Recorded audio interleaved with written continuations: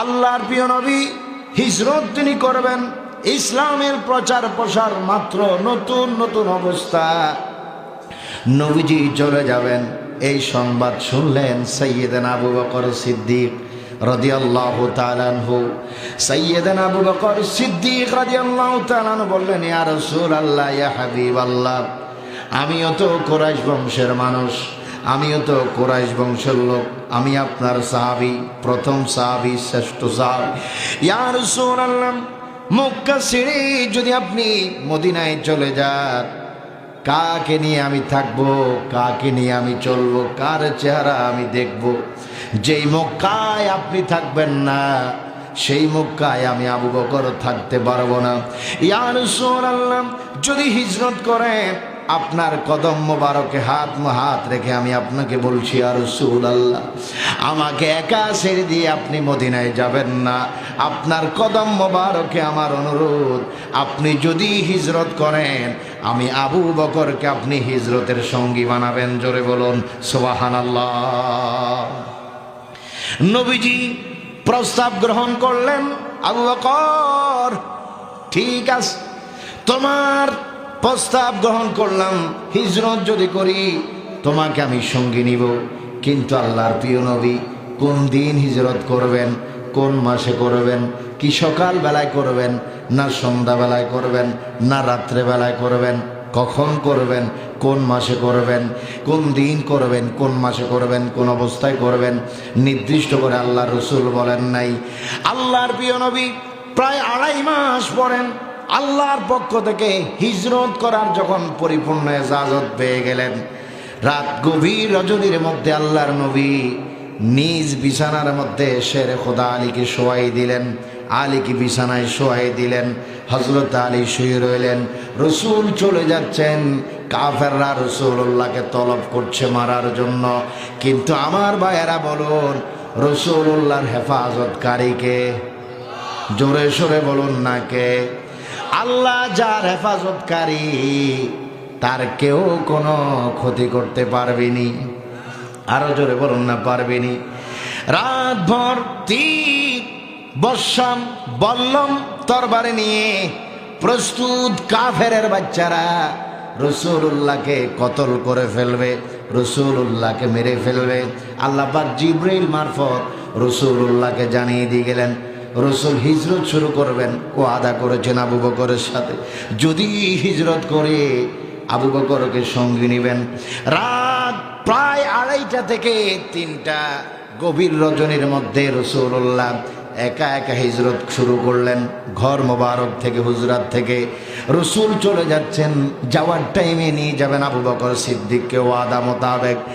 আল্লাহর প্রিয় নবী, দু জাহানের বাদশা নবী সাইয়েদনা আবু বকর সিদ্দিক রাদিয়াল্লাহু তাআলা আনহুর ঘরের দরজার মধ্যে গিয়ে টোকা দিলেন, ঘরের দরজার মধ্যে গিয়ে টোকা দিলেন, ডাক দিলেন, ইয়া আবু বকর, ইয়া আবু বকর, আবু বকর।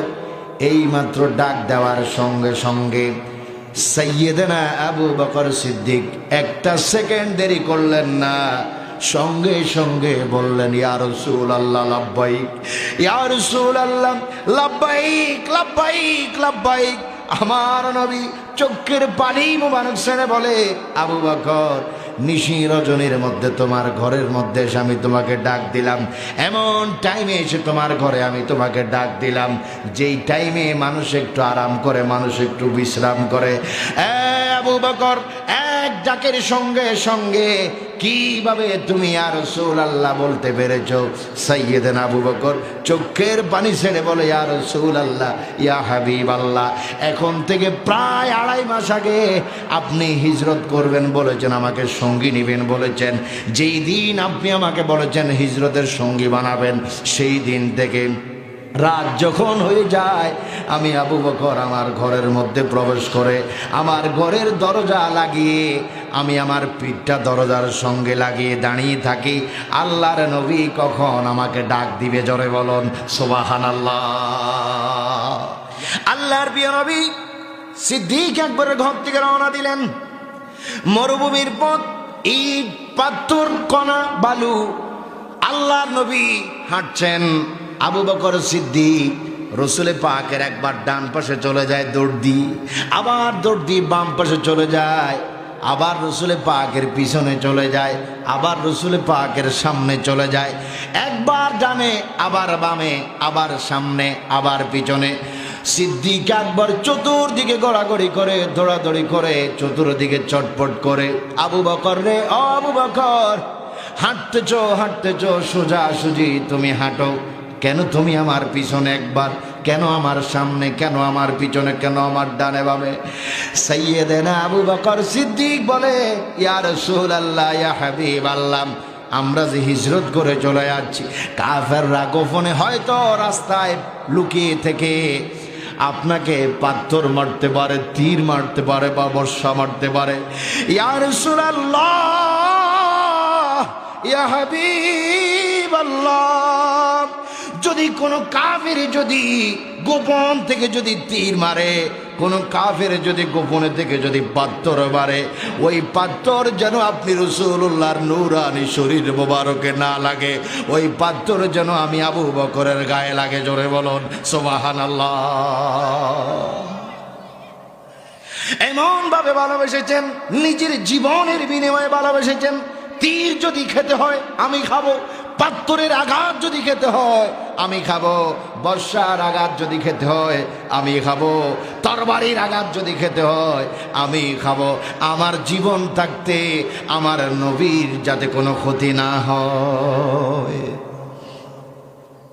আমার নবী চললেন, এইভাবে পথ চলছে, পথ চলতে চলতে পাথরের আঘাতে, মরুভূমিতে পাথরের আঘাতে আমার নবীর পা মোবারক ক্ষত বিক্ষত হয়ে যাচ্ছে, রক্ত মোবারক পা মোবারক দিয়ে বাইর হচ্ছে, পা মোবারক ফুলে গিয়েছে।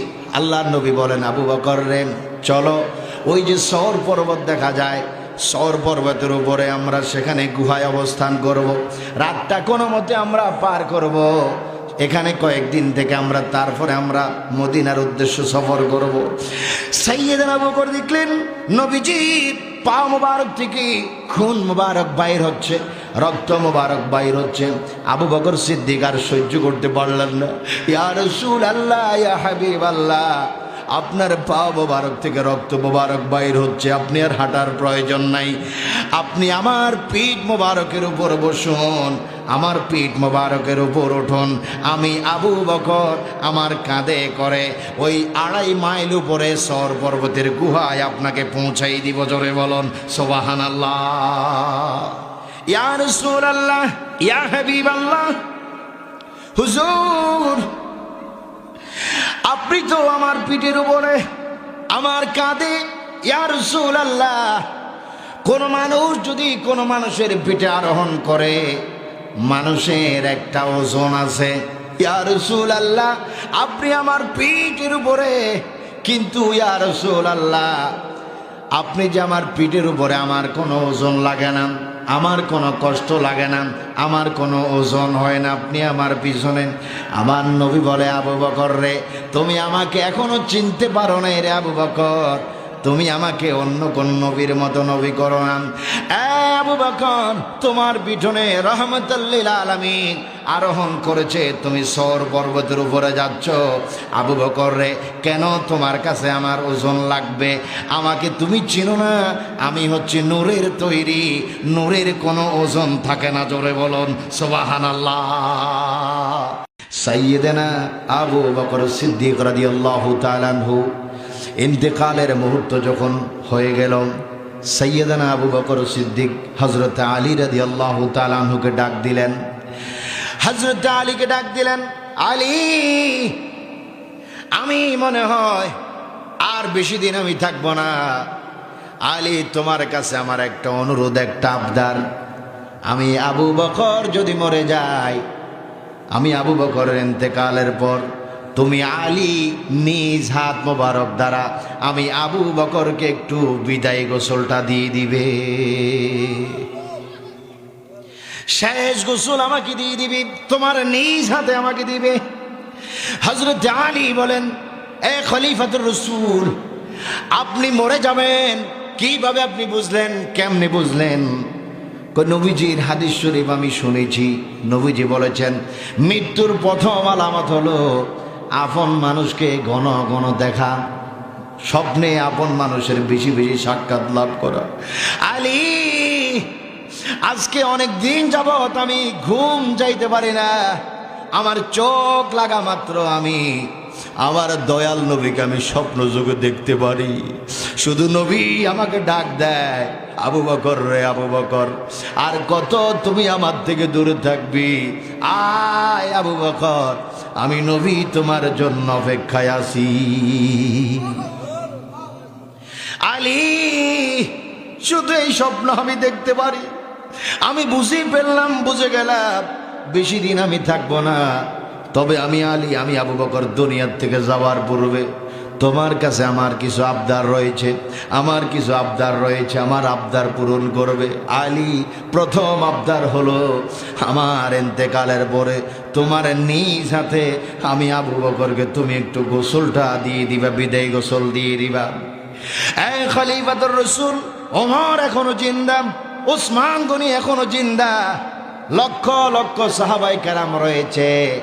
এই লক্ষ লক্ষ সাহাবায়ে কেরামের মধ্যে আপনি আর অন্য কেউকে বললেন না গোসল দেওয়ার জন্য, শুধু আমাকে খাসভাবে বললেন। কারণ কি? কয় আলী রে, তোমাকে এই জন্য আমি বললাম, কারণ আমার রাসূলুল্লাহ যখন দুনিয়ার থেকে পর্দা হয়ে গিয়েছেন, নবীকে বিদায় গোসল কেউ দেয় নাই, তুমি আলী নিজ হাতে রাসূলুল্লাহকে গোসল দিয়েছিলে। আলী, যেই নবীজির শরীর মোবারকের মধ্যে তুমি আলীর হাত লেগেছে, রসুল পাকের শরীর মোবারকের টাচ লেগেছে, যেই হাতের মধ্যে নবীর শরীর লেগেছে, আমি চাই তুমি নিজ হাতে আমি আবু বকরকে তুমি গোসলটা দিয়ে দিবে। আলী, গোসল দেওয়ার পর জানাজার নামাজ পড়াইয়া মক্কা মদিনার কোন গোরস্থানে আমার লাশটা তোমরা দাফন করিও না। আমি আজীবন নবীজির গোলামি করেছিলাম, জীবনের সব সম্পদ, অর্থ পয়সা, টাকা কড়ি সব কিছু আমি নবীর প্রেমে আমি কোরবান করে দিয়েছিলাম। আলী, আমি ইন্তেকালের পরে তুমি জানাজার নামাজের কাজ শেষ করে জানাজার নামাজ পড়ানোর পর আমার লাশের কফিনটা তোমরা আমার নবীর রওজা মোবারকের গেটের বাহিরে রাখবা। বাহিরে রাখার পর আমার নবীকে আমি আবু বকরের সালাম দিবা, এবং আমি আবু বকরের সালাম দিয়ে আমার নবীর কাছে আমি আবু বকরের লাশটা নবীর পাশে দাফন করার জন্য একটু আবেদন করবা। তার আগে আমার কবর তোমরা খুঁড়বে না। আলী, আমার ইন্তেকালের পর নবীজির রওজা মোবারকের পাশে দাঁড়াইয়া নবীকে সালাম দিবা, তারপর আমি আবু বকরের মনের কথাটা বলবা। যদি রওজা মোবারকের ভিতর থেকে আমার নবী যদি তোমার সালামের যদি জবাব দেয়, তাহলে মনে করবে দয়াল নবী আমি আবু বকরের উপর খুশি আছে। জোরে বলুন সুবহানাল্লাহ। আর যদি রওজা মোবারকের থেকে যদি সালামের জবাব যদি না আসে, সালামের জবাব যদি না হয়, প্রশ্ন উত্তর যদি না আসে, আলী রে, তাহলে মনে করবে কোনো না কোনো কারণে আমি আবু বকরের প্রতি নবী অসন্তুষ্ট হয়ে আছে, এই জন্য সালামের জবাব দিচ্ছে না। আলী, তোমার কাছে আমার আবদার, যদি রওজা মোবারকে নেওয়ার পর যদি সালামের উত্তর যদি না আসে, আর অটোমেটিক যদি রওজা মোবারকের গেটখানা যদি না খোলা যায়, তাহলে রাসূলুল্লাহর রওজার ভিতরে পাশে আমার লাশ দাফন করার প্রয়োজন নাই।